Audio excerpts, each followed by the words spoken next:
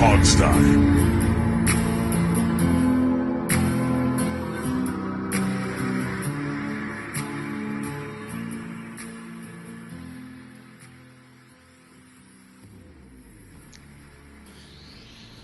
Hey, everybody, and welcome to the Hogstye. It is your host, Alex. You have Steve. You have Dave. We have a exciting, fun show to do. We don't have a guest. That's usually how I start guest episodes, but we have a lot to talk about this week on the show, which is surprising given that it's kind of a doldrum part of the off season. Technically, rookie minicamp was just wrapping up this week for a lot of teams, including Washington. We heard some good stuff about Emmanuel Forbes out at rookie minicamp. He apparently had a pick. He's been ball hawking like crazy. Granted, he's doing this against whoever schlubby guys the Commanders pulled in to be, the quarterback at rookie minicamp. So it's not like he's even playing Sam Howell. He's playing like the hobos and the drifters. I can't believe he started right into the show and didn't even let us talk about rating the attractiveness of IT people, IT staff. Well, which is what we were talking about before off the air. That's what we talk about off the camera, and then on yeah, the but camera, I'm not really that. I don't really hold things back, Alex. That was a fairly interesting topic. Yeah, that is true. Sometimes we have some really interesting conversations. I told Steve if he wants the IT guy's attention, he needs to show cleavage. It's that simple. And I thought has a very charming personality. It would work. I am nothing but charming. That's true. And every listener on here can attest to that. Oh, absolutely. Yep, sure. See, Steve's the cute one, is what we always say. Like with the boy bands, you had the bad boy, you had the cute one. I don't have the cute one personality, though. Well, if you're talking about the collective here, the bar is kind of low there, Alex. That is, yeah, I know. That's not high. No, it isn't. That's one thing Trust me, I set the bar perfect for both you guys. So I've never been called the cute one before. There's that's not a thing in my world. No, it's not mine either. I'm usually the disagreeable one. Yeah. Is that a thing in boy bands? The disagreeable one? Well, it's the bad boy. See, that fits more my personality, but not the way I act in life. I have the attitude. Because you do not break rules. That is true. Well, I do when I feel like it. Yes, I do all the time. Just not rules that you would recommend I break. Right. And I'm just a guy who keeps all the short stories long. Yeah. We have a very different kind of boy band. It's an old man band is what it is now. I'm the only musician here. You guys aren't even in the band. I was in 5th grade band. That was it. That was the height of my musical career. Did you play any instrument? I played saxophone for 2 years. Did you play it badly or did you play it well? Oh, I played it terribly. Okay, you're out. Dave, I actually played the saxophone pretty well. I was actually part of the jazz band in high school. Real rock bands don't have. And I was in a marching band. Plus I played football. I did everything. I was kind of like that odd one. I wasn't great at anything, but I was just pretty good at most of everything. So you went from the sidelines to playing with the marching band at halftime. No, I was not allowed to do that, actually. So you're a pretty good sax, but we don't need a sax though. That's the thing. Can you play drums? I did play drums, yes, but okay, you're the drummer. Alex is just gonna have to be like the roadie or something in this band. I've been a roadie before. It's fine. So the only thing is, I tried twirling the sticks though. It's just that doesn't work for me. Well, chasing them across the room doesn't work. Steve, we could be like an '80s band if we have a saxophone and a guitar. Every '80s band had sax solos. To play in a band with a sax. Okay, I will not. Yeah, but I have no hair. An '80s band had hair. It doesn't matter. Put a wig on. You both need wigs at this point. There, happy? We vamped. We vamped. Steve, you're the one who wanted to vamp, not me. I was going right into the schedule. I'm just in a weirdly disagreeable mood today. Just beware. Oh, that means Steve had a bad day at work. I had a bad day. You called me. What did you call me? The nice. What did you call me? The cute one? See, that irritates me. And now I'm just gonna throw a monkey wrench every moment on this show. All right. Do we want to talk schedule, or do you have another monkey wrench? We'll see. I don't know. Keep talking. All right. So, obviously the NFL released the schedule after we did the show last week on, I guess, Thursday. It's not a thing, but it's very annoying how, we're going to have a big schedule release announcement. It's going to be a big event. But all the big games we know, at least half the games before they officially announce the schedule, which is just lame. I think the whole schedule release thing is totally lame. Personally, It I is. mean, just release the schedule. I hate it. I hate the fact they do that. I've never watched 1 second of it in all the years. No, of course not. Steve, do you have Paint? Do you have Paint to watch dry? Because that's better than a schedule release more show. Entertaining, or maybe Sniffing Paint might be even more entertaining. It might be. But the best part is that when they come out with the strength of schedule, as soon as it happens, it puts it together. It's like you have no idea what these teams are going to be like going into the year. Well, unfortunately, Dave, we're here to act like we do know, which is why we're doing this. Emphasize that. Yes. Well, are we going to do our predict the schedule thing today? No. I just want to just preview the schedule. It is too early to predict the schedule, and we got to save that. We usually do that like right after preseason. Yeah, we'll save that for Mark Bullitt because he hates doing it. Yeah. If we can get Mark on, well, he loves to hate it.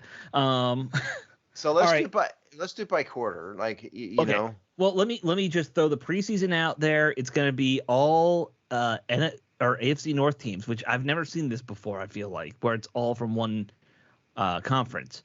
Washington is at Cleveland. Date still to be determined. On the 26th, they're playing Baltimore, and then 21st Baltimore, 26th they're playing Cleveland. Did you say Cleveland twice? Cincinnati. Yeah, Ohio's all the same to me. It really is. It's a vast wasteland of blandness and brown. That's all it is. Spoken like a true snotty, East Coaster Mid-Atlantic who just East Coaster. Yeah, says you're all flat. You have boring cities, and it's all just wear in the one same of those uniform. flyover states. Forget the fact that it's the heartbeat of America. Never mind about that. What do they even do? They make terrible food. What do you do, Alex? I work for the government. What does the government do that's good for anybody? We keep the South from actually burning itself down most of the time. That's what we do. That was a long time ago. Name something current. That was 2 years ago. All right. Schedule. I told you I was in a weird mood. Yeah, I think it's gonna be a fun show. It's gonna be a fun show. Steve and I argue about nonsense. Like it's nothing. We're not even talking about. All right. Okay, look. And I have a front row seat to it.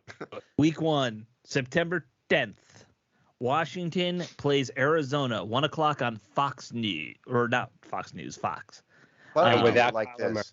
Week 1 is Arizona. Week 2 is at the Denver Broncos. Week 3 is Buffalo. Week 4 is at Philly.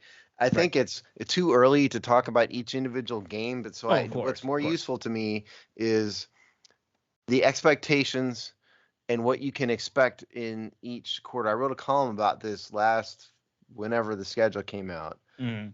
And so what do you think? I have opinions, but let's start with this. As a start of the season, what are you guys' thoughts about Cardinals at Denver, Buffalo at Eagles? Well, it's 2 easy games, it feels like, to start. Dave?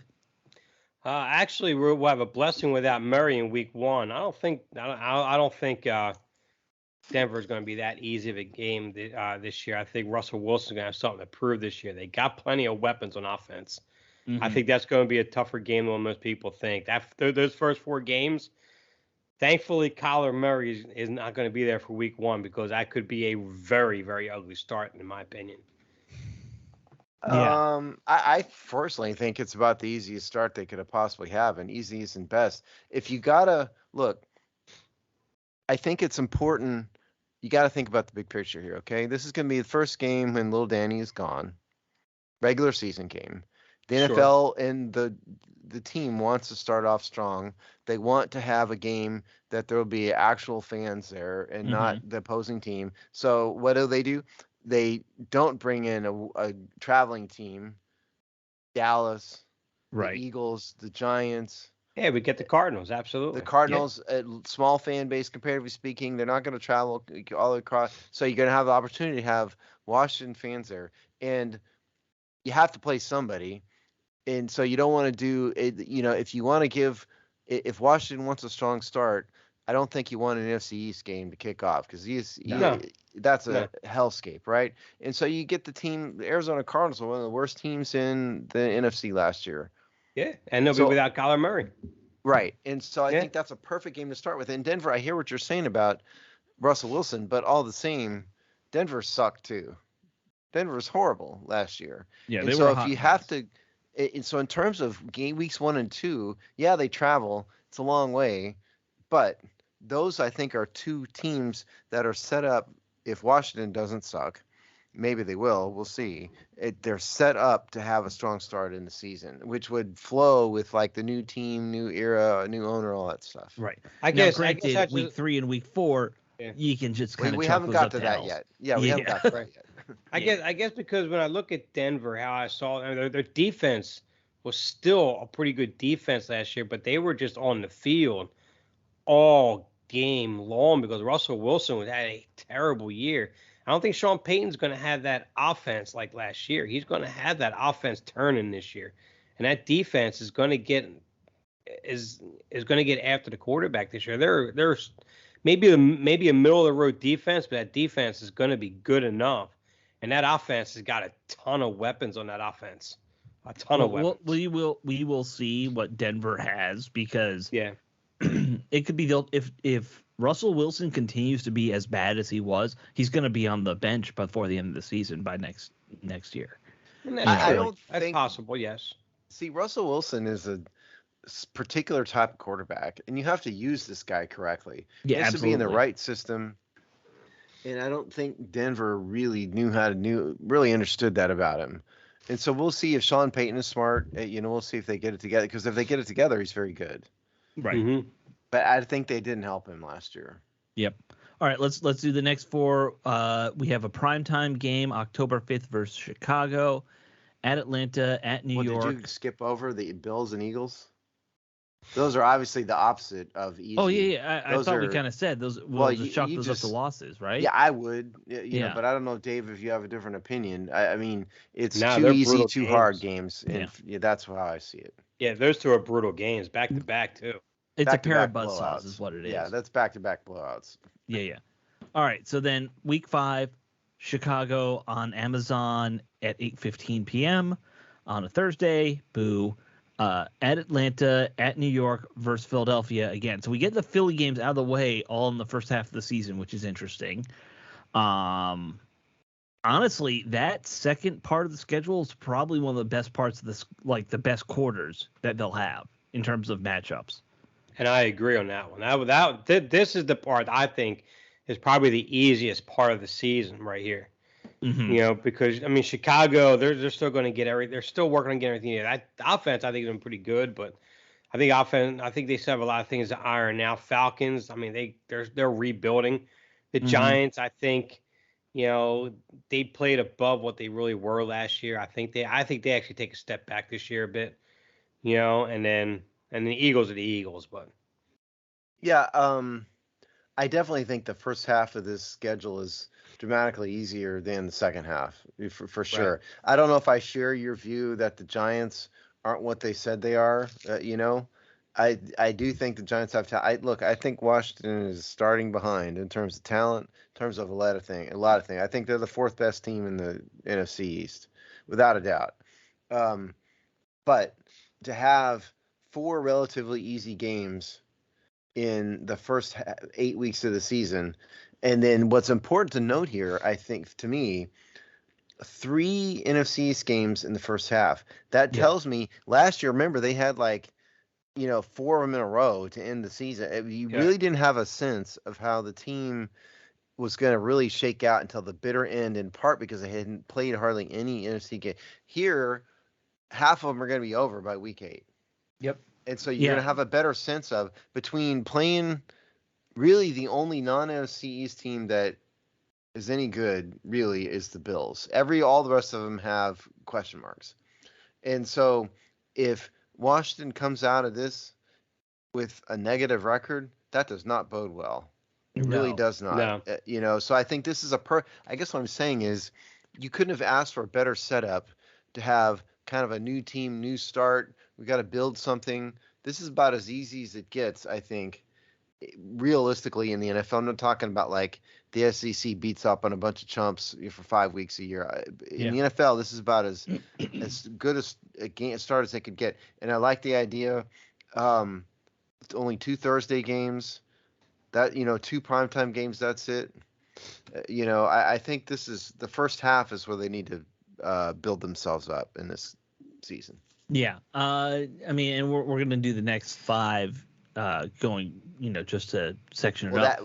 That's because as we'll see. I mean, the bye week is. Yeah. Now here's a question for both of you guys, since new ownership coming in. And I know Josh Harris. I've never seen him ever fire a coach midseason, but I have seen him, or reports of coaches being on that hot seat real early. Sure. If teams don't perform.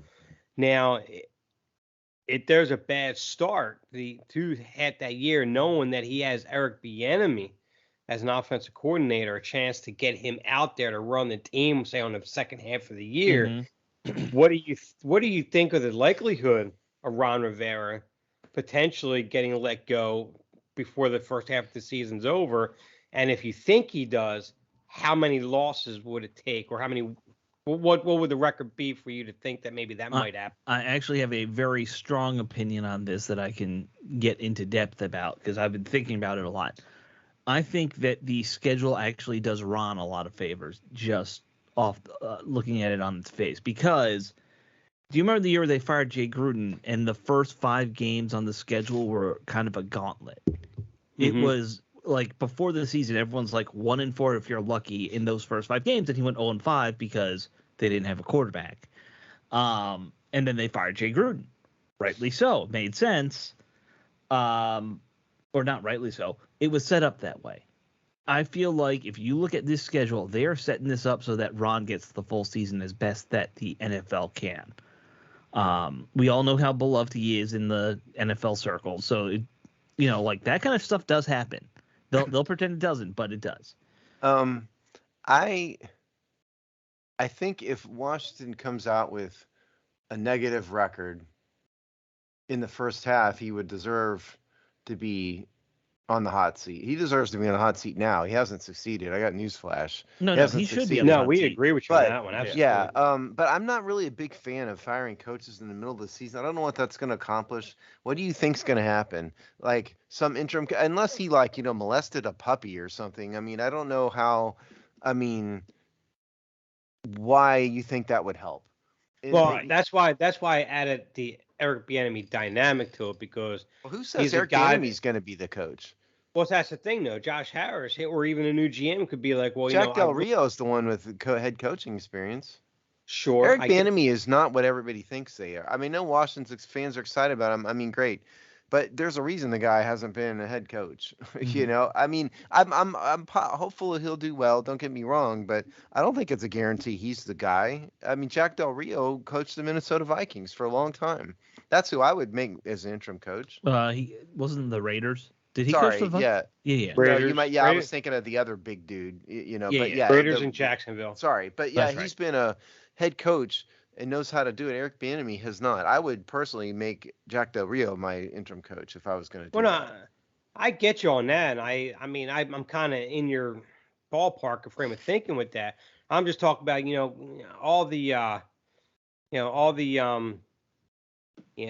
all the pomp and circumstance behind Eric Bieniemy the last couple of years of being a head coach.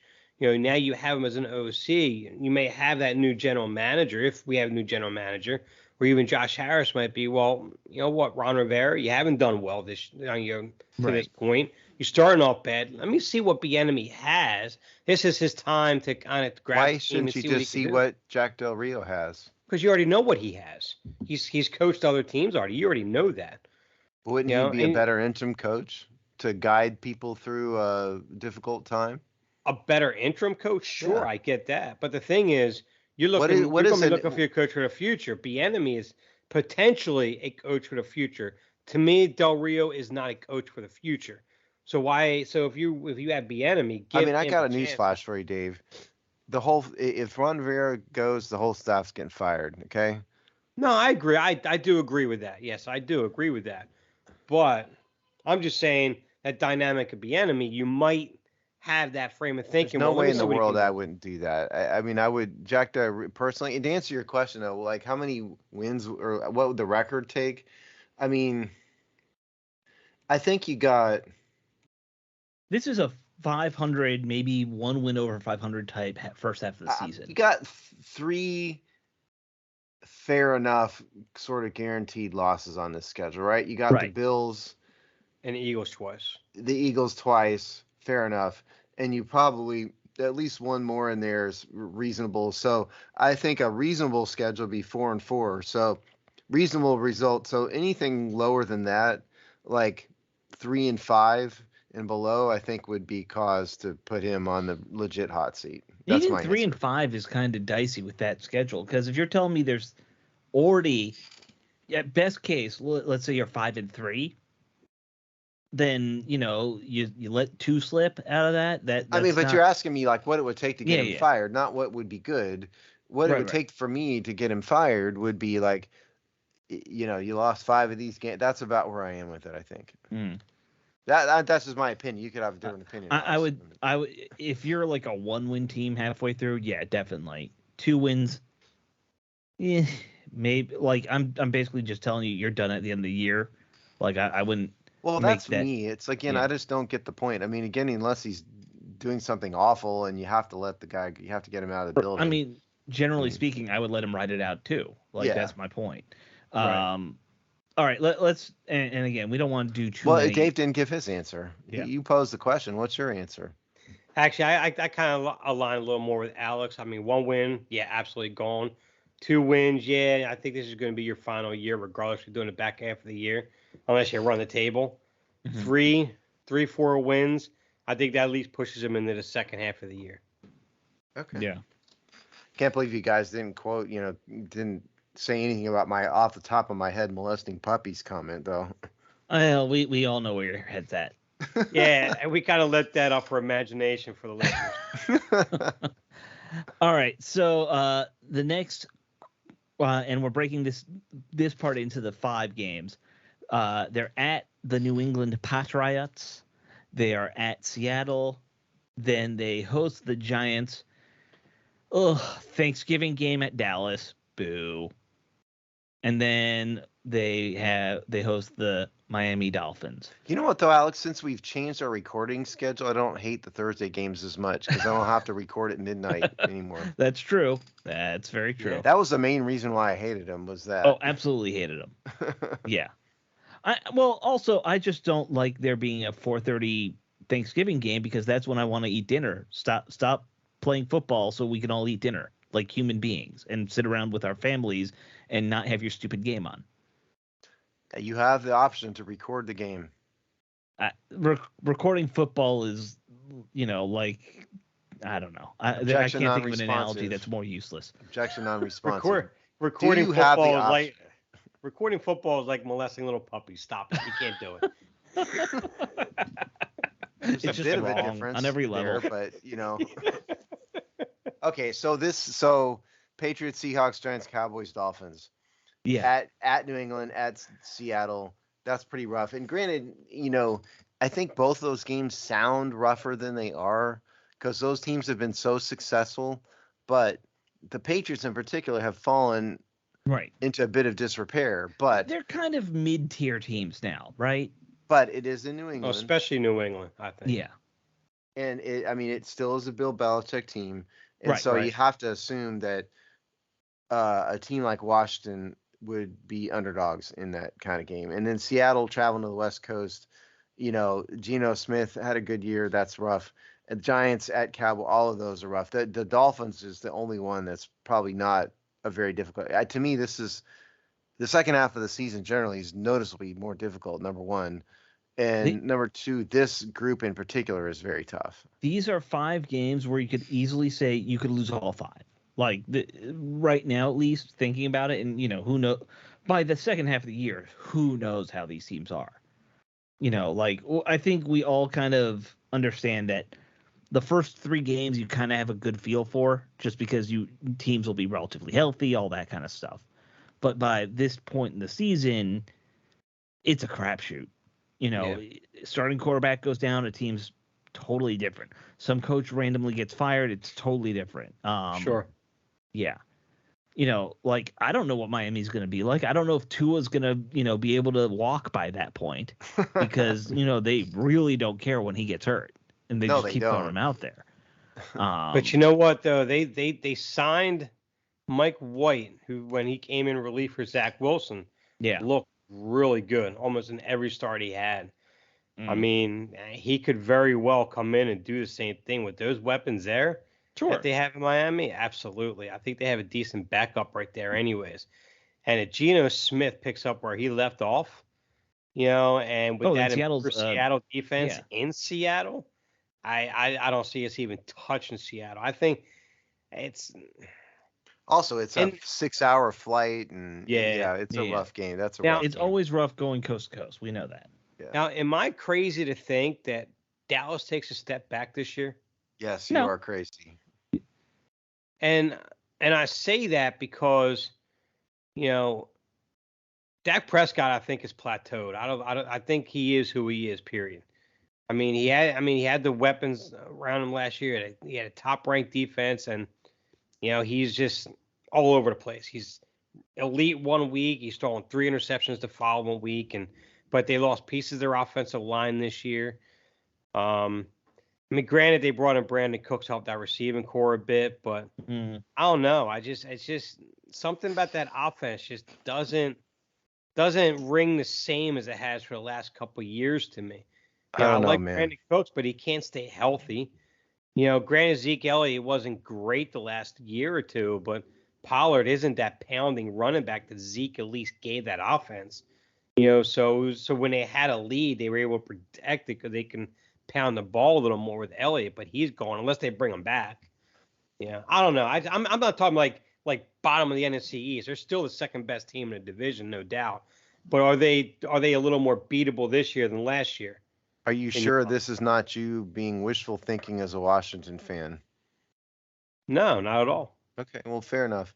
Because I still think that Dallas has everything they need to sweep us this year. There's no doubt in my mind about that.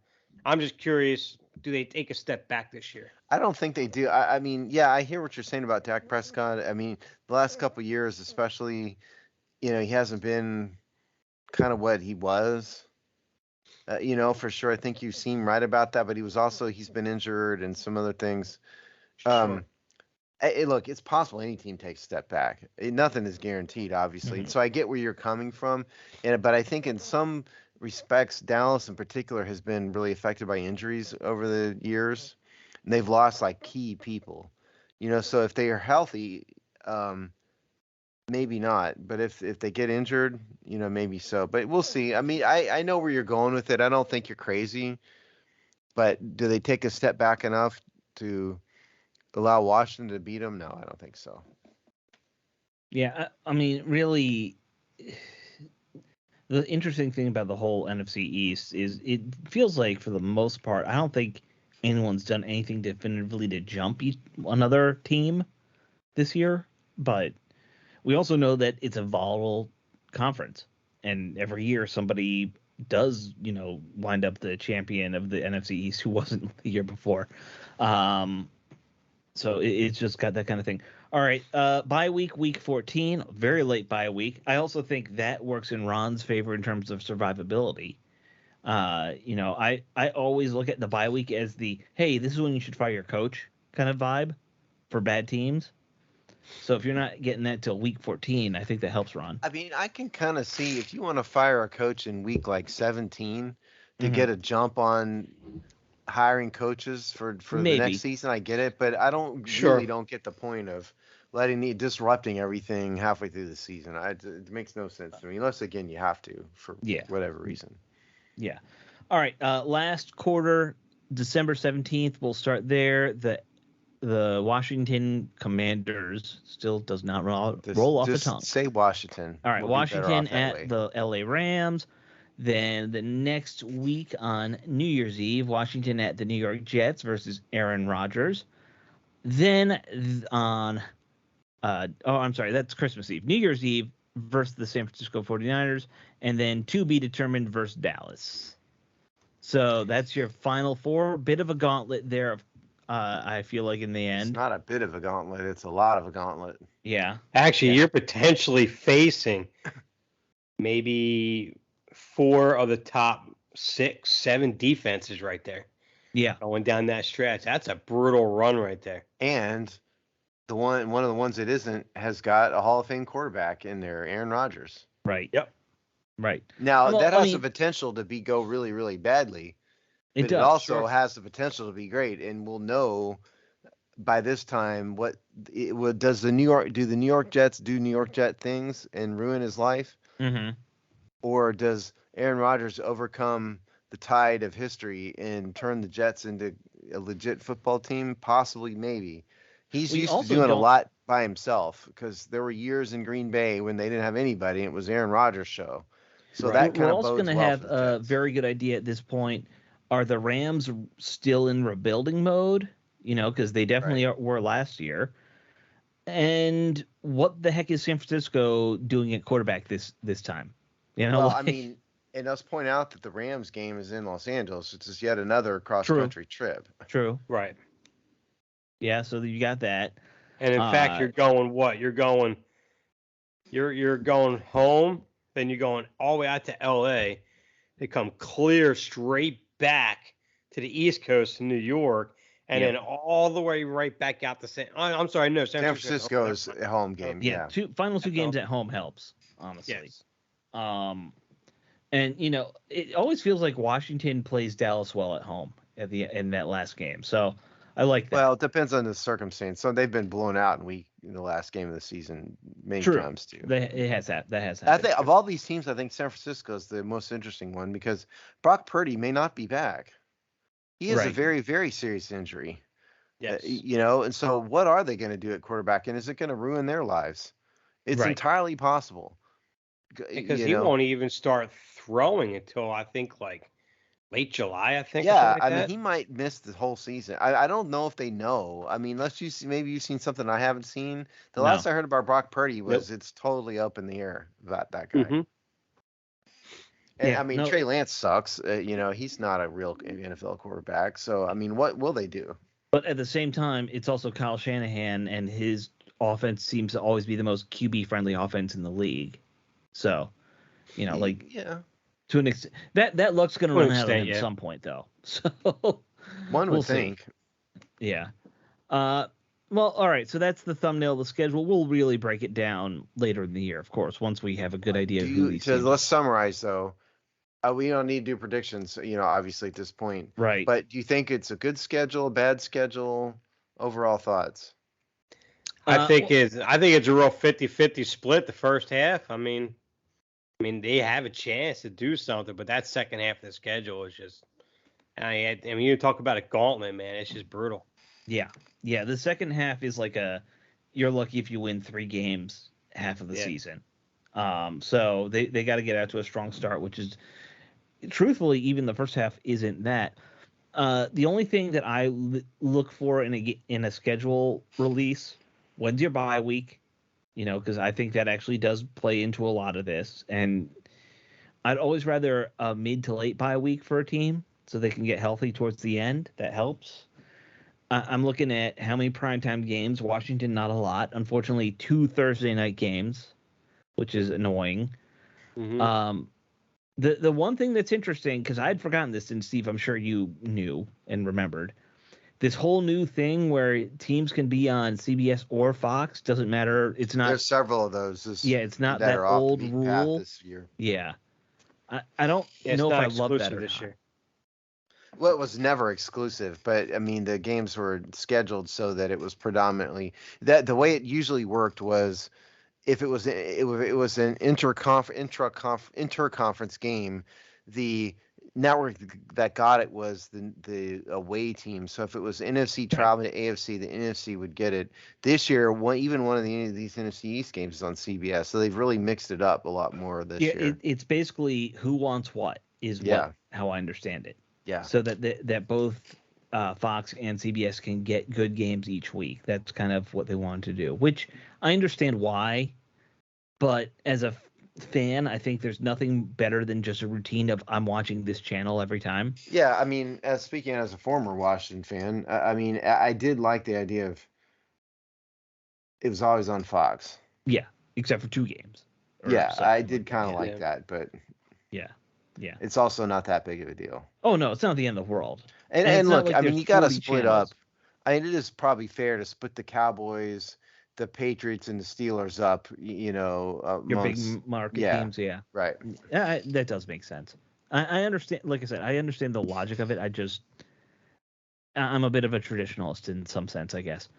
All right, so that's schedule. We got a lot of other stuff on the agenda we got to get to. If only we hadn't vamped in the beginning. You should have cut that off, Mr. Damn Host. vamping. Yeah, all right. I can't believe you encouraged that, Alex. Yeah. It was his fault.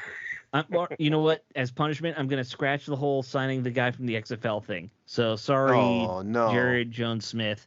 But by saying it, you just did it. But continue. All right. Let's get to the interesting Washington story real quick. ESPN apparently got a hold of the prospectus that the Josh Harris group was using for this whole team sale.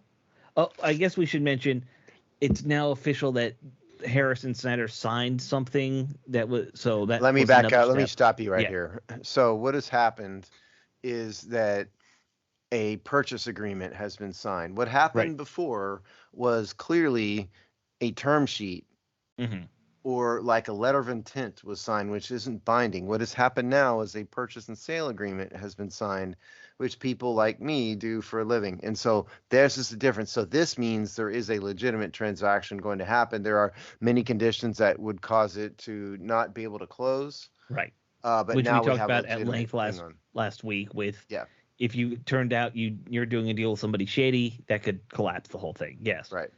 Yeah. And there is some stuff in here that, is kind of wild in terms of the financing still. We understand that. But the ESPN article was pretty interesting in terms of some of the prospectus stuff that Harris kind of was using to pitch these minority owners. Cite the ESPN article so they know what you're talking about. Yeah, all right. So this was written by Seth Wickersham and John Keim on the 16th. So if you go to ESPN, you can find it. The headline, document, Josh Harris sees Commanders windfall without Dan Snyder. That's the headline. So there's a lot of numbers in here. The big one I think a lot of people focused on was that there was a belief that Virginia could put together the best incentive package for a new stadium, because that's obviously the big thing with getting the team is, priority one's going to be the stadium. I think we all can understand that for the most part, that it's going to be the biggest ticket item for them whenever it's definitely the biggest ticket. I don't know if I think it's the top immediate priority. There's other immediate priorities. Well, I think laying the groundwork's got to happen pretty quickly because it's going to take them years to get it all done. So there's 2 points to the stadium. One, and this apparently came from the Snyder camp, they think that Virginia would pony up to $1.5 billion for a new stadium. The other thing that was interesting in this, when you read through it, they're saying more like 2031 now for a stadium, if not later, which obviously the team's deal with FedEx ends in 2027. Their lease supposedly ends at that time too. Or let me just explain this. Where to start? So, first of all, Virginia should not give any NFL team $1.5 billion. That's crazy, and that's insane, and that's really, really dumb. And I think that's very high for a state to do. Okay, so I think that is wishful thinking, and that would be dramatically more than any other city or state has ever given. It's double the I think what anyone's ever. So done. That's crazy, and I think that's just wishful thinking. That's number get from one. Dan Snyder. Yeah. Number two is understand that the lease for the stadium is between the ownership entity and the team, who of course are owned by the same people. Okay. Right. So, and they have the right to the land. Now the trick was you'd have to cut some kind of deal with Prince George's County for a variety of reasons. That's easy though. Okay. You could, it's not. They're not going to be like homeless if No, 2027 comes and goes. They could always cut a deal, give Prince George's County some greater percentage than they're already getting, and that's the end of it. So that is easy. That they could just stay in FedEx if they wanted to for a while. For stadiums, I mean, I think you can do a stadium in. You really had to in 4 or 5 years. If you really got working on it, you could. Mm-hmm. The construction is going to be a 2-year thing, and so you're talking about the length of time it takes to pull the right political strings, get the site, get the contracts done. Right? It's pushing it, but you could do it. I I do agree that I think Virginia is the best bet for money. I think Maryland has got a lot of other money for stadiums already out there. DC is poor, they couldn't do that if they wanted to. And the RFK site is everybody would want the stadium to be at the RFK site. I think it's unlikely. So I think Virginia, they're right in saying that. I just think $1.5 billion is insanity. And that offends me as a citizen. We should not be giving NFL teams $1.5 billion taxpayer dollars. That's crazy. No, look, I've always kind of, and we've always agreed on this. I have no problem if you're going to help teams get the land sorted out, even with some infrastructure stuff, because you need the state to kind of get involved in how do you make the highways work with this new stadium, all that kind of stuff. I get it. I don't ever want to see a dime of taxpayer money going towards building a playground, for these guys. An actual playground, all for it. A playground for small children to play on? Yeah. Well, I mean, so the part of it is that a state would want to encourage business development in their state. And how they do that is they'll give tax breaks, they'll contribute money.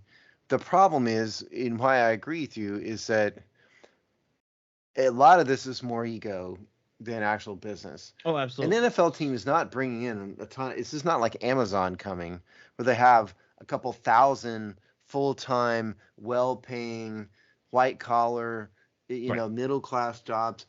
NFL is bringing their own people in, and you've got a couple thousand part-time hot dog vendor types. Right. Which is where I'm not disparaging those people. That's a legitimate, way to make money, but that is not full-time economic development. Which one actually helps your tax base as a state? Far more. I mean, the hot dog vendor helps a little bit because he or she is making some money and paying tax on it. But how you're really helping it is encouraging real business, not the NFL. Right. And so I think a lot of it is ego. Oh, absolutely. Now, have we have any? Do you know of any stadiums in the past recently that when they not only just building the site and just kind of brought in their own people, like you mentioned, stuff like that, but actually develop the area around them where it brings in an influx of jobs, of good paying, that's the thing, jobs, stuff like that and everything, as part of the whole plan for. Well, that's the latest, okay? So it used to be decades ago, you just build a stadium, right? But Stan Kroenke is the guy who has set the bar. Okay, so Stan Kroenke, who is a real estate developer, incidentally, one, he did it all himself without any help. But two, there's a lot of development around it. So you'll hear the term mixed use, right. And what that means is you have a stadium, then you may have condos near it, and you have restaurants, and then you'll have retail, and different levels of retail, and that's what's called mixed. And that's how to develop. Okay, like what FedEx is now. Yeah, they went to the only area that Jack Kent Cooke could get a hold of, which was an economically depressed area. From what I understand, I haven't been there in a long time. I understand it's a little better, but it's still not a particularly great area, and there was no development ever happening around it. Right. So you could do that for cheap. But if the concept would be, let's take some area of Virginia, say way out by Ashburn, you want to build it up and make it more urban, and make it more economically vital, then either Harris does it or you find some other developers around it to kind of piggyback on it. The state kicks in some money to do that, and that they could do. That would be useful. Yes. So that's the latest thing is that, but it takes money and somebody who does real estate to do it. Right. So, and obviously, we don't want to talk about just about the new stadium, although that was an interesting part of this whole discussion, or this whole document. And I'm sure Steve, like me, and you would actually be able to understand it. You would love to actually see the whole 43-page prospectus. Oh You yeah, know. I'd love to see that. Yeah, Yeah, absolutely. yeah. We need to work some contacts, see if we can get a Somebody copy. call John Kime. Yeah. So the other thing that I thought was interesting, there was a lot of talk about the new ownership group needs to seriously invest in engaging with the fan base, up to $88 million kind of earmarked for fan base engagement. I don't know what exactly they're thinking there, but that's not a small amount.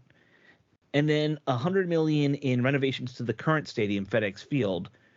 uh, there was some talk about you need to fix the score. The scoreboards are fine. Don't spend money on the score unless the scoreboards, like if they break, you can't replace pieces anymore.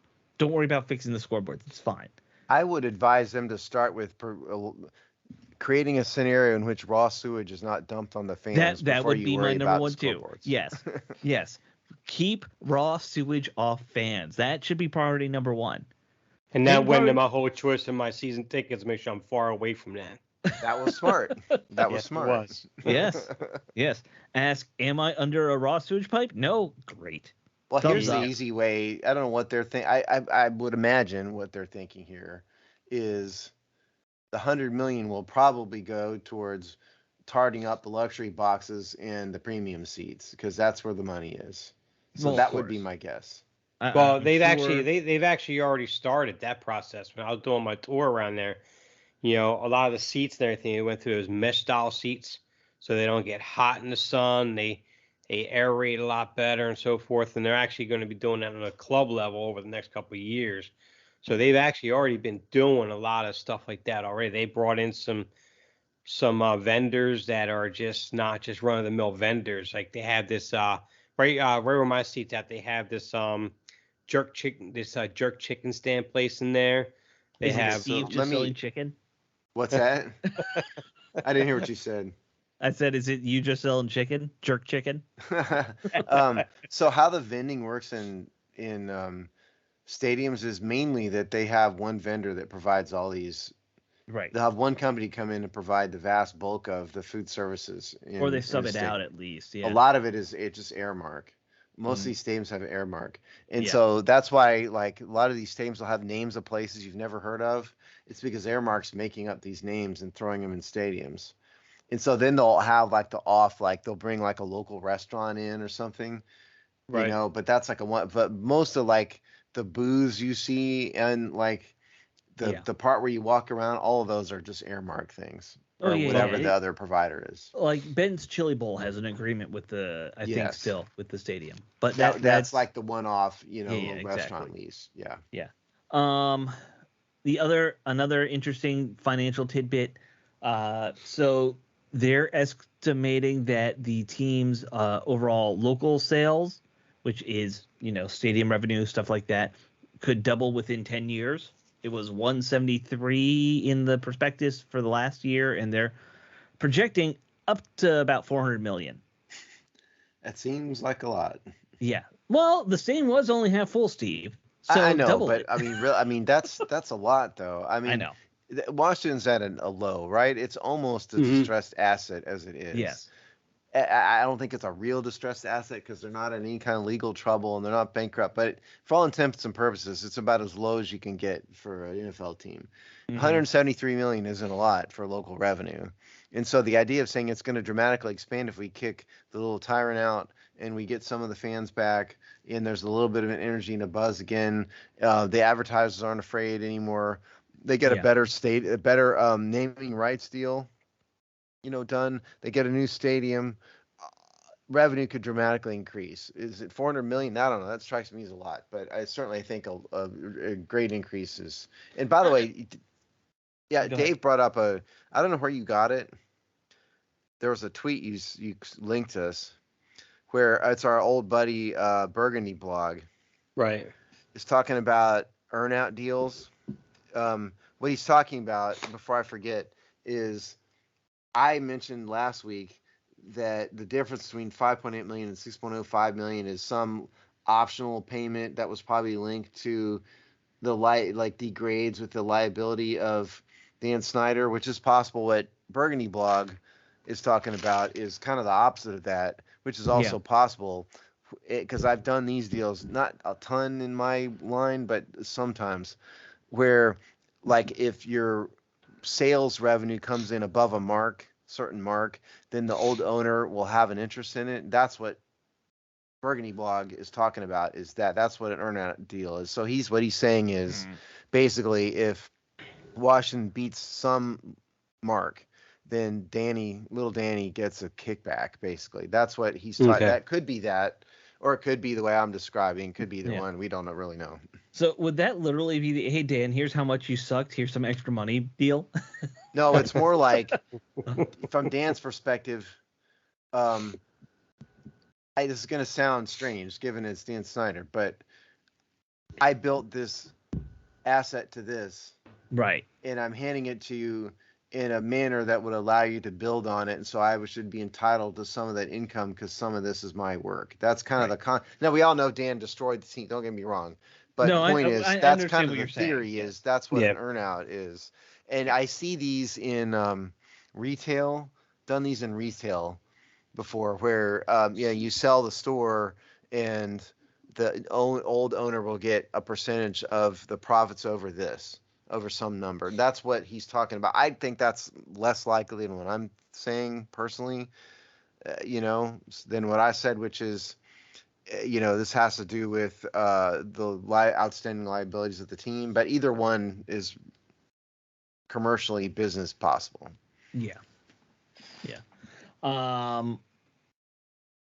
Sorry, I didn't mean to have a non sequitur, but I wanted to mention that. Yeah, sorry, that was a non sequitur of I'm trying to figure out how to even get back to our.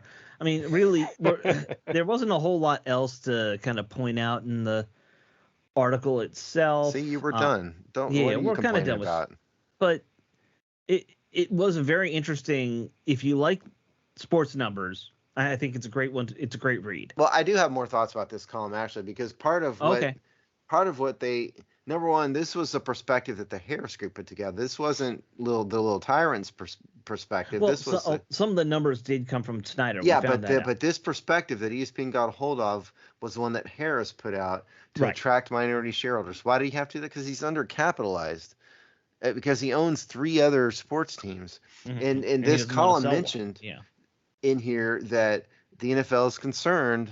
I mentioned this last week. Why is anybody else concerned? I mentioned this in IJB at least.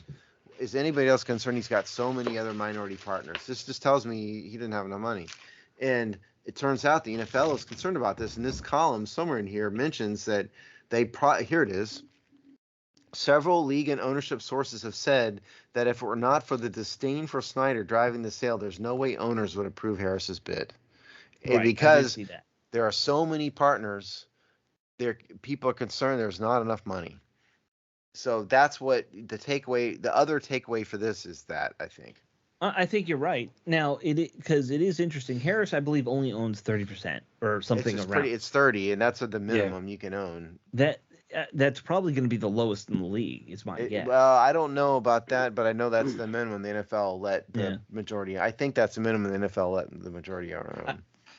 I just think most people are around that 50 mark at least, would be my guess. I would assume, certainly the ones that are family owned and stuff, all those, Yeah. Well, and some of those might even be much higher than that. Well, I mean, because you got some, like the Seahawks with the Allen family, some of the Kroenke, he owns all the 100% of the Rams, no doubt. Then you got all the families, the Giants, the Steelers, the Browns. The Bengals. They own super majorities. We know the Steelers have minority partners. I'm sure the Giants do too. But they're probably very safe in terms of their percentage. And they could, and also Josh Harris could even very well have a plan to buy out a couple of the minority owners and gain more over time, maybe take over time too. Yeah. I would honestly wonder if the NFL would be concerned that a minority partner might be plotting something like that long term too, though. I was kind of thinking that too. Yeah. Yeah. If you're The I think other Rawls has, I think, 12%.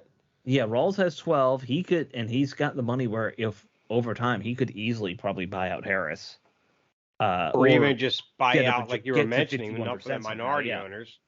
And then Now bam. every sale has to be approved by the league, so that's part of Right. it. But yeah, I wouldn't be shocked if that's a concern for the league. I'd The be amount of interested in times, Steve's thoughts on that one too. yeah, Once yeah. he Let's turns get back. Steve's thoughts right now. Oh wait, he had to step away. Yeah, but Yeah. we know there are concerns on the league's end, and it really does show you that they're in the same boat as the rest of us. Everyone wants Snyder gone. They're willing to overlook a lot, it seems like, to get this done. Now, from what I've been hearing locally in media, and just listening to the mainstream media talk about it, it does sound like it's going to take longer. Like we're not going to get a vote from the owners at the upcoming meetings. It'll probably be a month or two later, so that they can vet this all properly. Is what it's sounding like. Doesn't that sound a lot like what somebody might have said? Yeah, yes, it is. But that's been largely confirmed, is my point. Now, I would be Alex and I were just kind of talking about would there be any kind of concern that you get someone like a Michael Rawls who owns 12% that in time could buy out enough of the minority owners to get over 30% and become majority?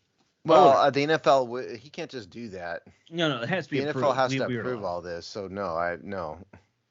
So I mean, he there's could no way- he could buy out some of the minority partners and everything, but all this stuff has to be approved by the NFL. The NFL is not going to just arbitrarily allow. See, the NFL designates a majority owner, like the principal owner, and that's who the league deals with. All the rest of them are basically silent partners. Not basically, they are. And the NFL is not just going to let like a hostile takeover take place. That's why they have. Right. That is what a hostile takeover would be. That's literally like the definition of corporate hostile takeover. Right. And it's not stock. You can't just do it. Right. Well, I mean, it is stock. It literally is stock.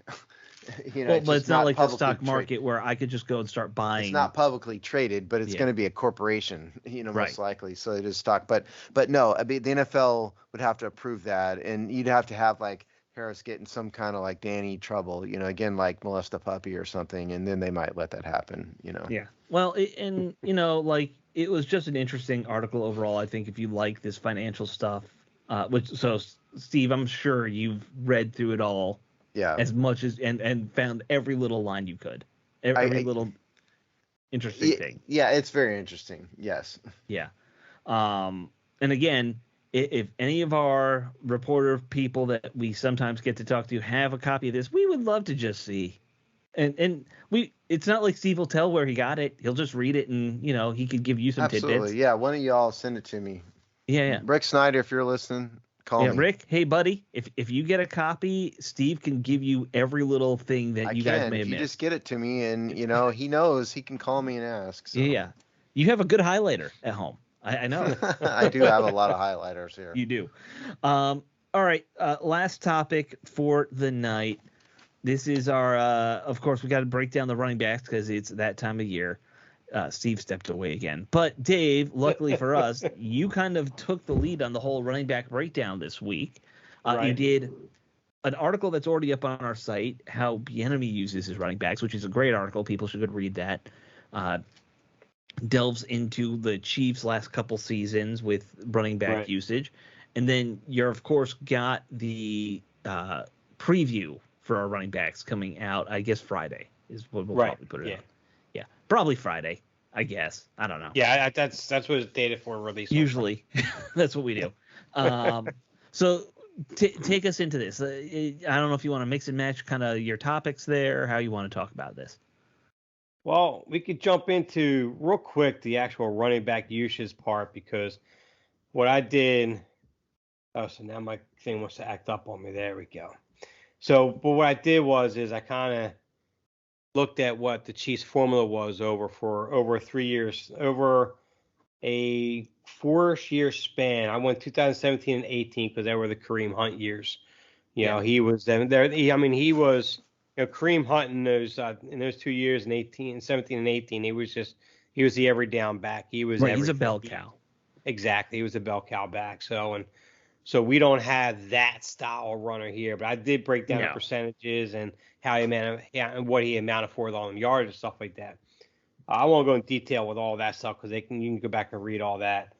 And then over 2019, they had more of a balance between LaShawn McCoy and Damian Williams, and and that was the year Kareem Hunt was released off the team because of his incident with the domestic violence and so forth. Right. And then 2020, that's where Clyde Edwards-Helaire came in. They kind of emulated more what Kareem Hunt was with all that. So that span kind of shows the adaptation of their offense and their scheme in playing to what their strengths are.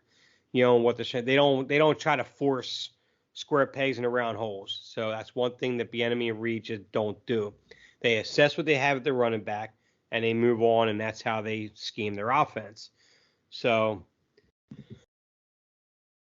when you looked at last year, when they used Isaiah Pacheco and Jerick McKinnon mainly, those two right there kind of bounce out more than what I see and what we have in Brian Robinson Jr. and Antonio Gibson this year.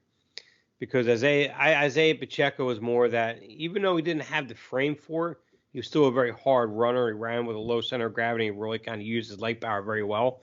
So he was able to run between the tackles. He was elusive enough to kick to the outside and everything that kind of what Brian Robinson is. But he had a much better higher yard per carry average and so forth. But that's all offensive line too as well, which it's not all offensive line. It's some offensive line. Well, yes. Well, the Chiefs had a top 10 unit. Yeah. Last year for. I don't think that's the only reason why Robinson. No, absolutely not. I get that, but so when I looked at that group last year, you had let me get to those numbers. You had Jerick McKinnon had 71 targets. Under that offensive scheme last year, which was about 65% of the whole group in terms of receivers, and for the running back group in terms of total targets, what he had, and I could see that translating a lot into what we have in Antonio Gibson this year. Yeah. Now Gibson is not a liability as a runner in between the tackles. He's capable, although his yard per carry average dropped almost a full yard from his rookie year all the way into last year. You can attribute some of that because offensive line, their performance, because our offensive line was bottom third almost in every statistical category last year. I think the only category we were like top 10 on was like some PFF grade that's underwater basket, so much, and that was about it. Outside of that, But yeah, I could see the usage of Robinson being the primary ball carrier, capable of handling a few receptions, and then Antonio Gibson being a guy that can definitely run between the tackles. But he's a guy that I could see when being utilized for the lack of a dynamic tight end play that we don't have that they had. He could be utilized in some of them roles like that. Yeah. So that's how I kind of broke that. Then, and that article last Friday breaks that down much more in depth with all that, with all the numbers and everything. So, and then what I find interesting about the depth of our roster is when you look at what we have, we drafted Christopher Rodriguez this year. He really fits the mold of Brian Robinson Jr. He's a between tackles runner. He runs with a lot of low center of gravity, power through his legs and everything. But he was never utilized in Kentucky for his hands and so forth. So he's not a guy you have on third down on the passing game. So, but in short yardage and goal line, I could definitely see his value right there. And then Jonathan Williams is Jonathan Williams. He's a journeyman, career 4.2 yards per carry average. And just like Brian Robinson Jr., they both had roughly about 2.2 yards after first contact, for additional yards, which only ranked about mid, about 15, 16, somewhere in there amongst all active running backs last year. So, I mean, it's not great, but it's not the worst either. So what you have in So what you have in Rodriguez and Jonathan Williams, you got that replacement for or a fill-in or depth for Brian Robinson Jr. Yeah. They are four. You could even maybe say five deep on the power back side of things, Yes, because I would even say Patterson, and much that more of that. yes, and that's exactly what I was going to mention as well Yep. with Patterson because he was mainly a special team guy for us last year on the most part. But when Right. he did come in, he played Patterson had a role. He played the role pretty well. He definitely was a shifty running back. He was a guy that got you positive yards. He's not an every down back. No. Obviously he's a real good fill-in. But the one thing that was interesting about Patterson when I went back to his old scouting report is even though he wasn't utilized in the passing game during his pro days and also at the combine, he showed a very, very natural ability to catch the ball. He didn't catch it with his body. He called very soft hands when he caught the pass. So he might be untapped potential in the passing I don't game. think Scott Turner was really talented enough to work a guy like that in. Whereas Eric Bieniemy, say what you want about him, is far more creative and maybe better Sure. at that. Oh Yes, I agree. So Patterson could be that guy that can come in and fill in for Gibson in those roles. But the way I look at it, I can easily see Gibson getting roughly about 75 targets this year, which is right around what McKinnon had last year. I think he's going to be heavily used in the passing game. Maybe Curtis Samuels offsets that a little bit because he can certainly play a role as a running back too. But so I can. This piece that Dave is talking about is really good. So yeah. read it. He's got he's like along my lines of like, let's do some calculations and some numbers and some guesses, Right. and so there's statistical basis for what he's saying. He's done a comparison, so everybody ought to read this. And in terms of the running back room, um, I do think a lot of the problems are offensive line based, but that having been said, I don't think Antonio Gibson is a natural interior runner. I don't think No. he's No, ever he's going to be not. that. Brian Robinson is, but I was a little bit disappointed with him last year, to be perfectly honest. Even taking into account he got shot, all of that offensive line stinks. He just didn't produce, Well, I except mean, for 3 games. to that point, those 3 games that you have against Atlanta and twice against the Giants, it's not Mhm. like now Atlanta. They were pretty good against the run last year. They weren't stout. I think they were just outside the top 10 in run defense. But the Giants, they couldn't really stop anyone on the run last Yeah. year. And he averaged 5.6 Well, yards a carry against them, yeah, but and overall and he the rest was of the not schedule he's good. 3.2. Yeah, not good. But he Yeah, was a rookie. He deserves another shot, and you should never condemn a yeah. rookie after year one. No. And if nothing else, he's a fun story and impressive story, fun guy to watch. I don't really know what to say about Chris Rodriguez yet. I mean, who knows if he'll be any good? And Jonathan Williams, I think we know what he is. So it's not a talented run overall. It's not a highly rated running back group. They'll really do wonders if the offensive line can get their act together. And whether To that's true or me, not, who knows? so much of what you do in the running back room does depend on, have your coaches identified what the offensive line is good at in the run game. Uh, I think we had a bad line last year. There's no question about that. But part of it, in my mind, also comes back to coaches not really. They wanted to play power, hell or high water, even though we didn't have like nasty, mean linemen who were good power blockers. Like if you look at Sam Cosmi's got speed. That's what his talent is as a lineman. You really want him moving around, getting to the second tier as much as possible. But they didn't do that. And Right. he got hurt, and I know that plays into it. But, like that's the kind of thing they need to figure out early with this line to figure out what kind of run scheme they want to use. And then you can figure out which back is going to be the best guy. Yeah. Well, the one quick thing I will add though, is Sam Howell does add to the RPO that Sure. they like to run in KC, so that should help that offensive line somewhat a bit too. And so he's definitely athletic enough to do that. So Yeah. Yeah.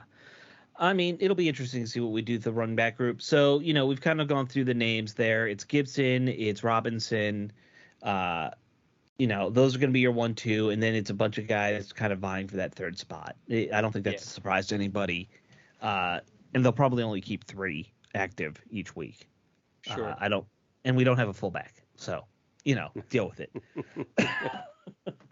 All right, that should wrap up this week's episode.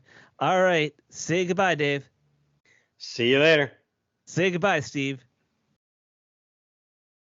Steve. Oh, Steve walked away again. All right. All right, later, folks. Bueller. See you later. Bye.